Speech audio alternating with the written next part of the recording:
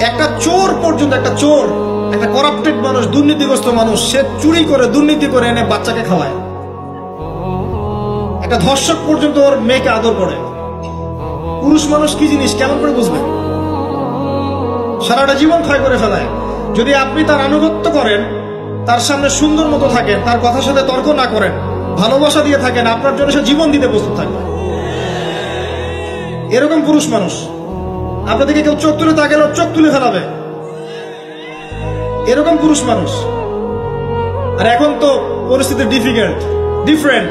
বাসায় পুরুষ বাইরের ছেলের সাথে ফোনে প্রেম হয়ে গেছে, পালায় চলে গেছে, বিয়ে করে ফেলছে। দেখবেন বাসায় স্ত্রী আছে, বাইরের মেয়ের সাথে প্রেম করে বিয়ে করা শেষ। বিয়ে করলে সমস্যা নাই, ব্যভিচার করে ফেলছে। বিয়ে সে করতেই পারে, সে যদি সমতা রক্ষা করতে পারে, সেটা তার ডিফারেন্ট ইস্যু, এটা অন্য ইস্যু। তো স্বামীর আনুগত্য আপনাকে কিভাবে বুঝাবো? এটা দাসত্ব নয়।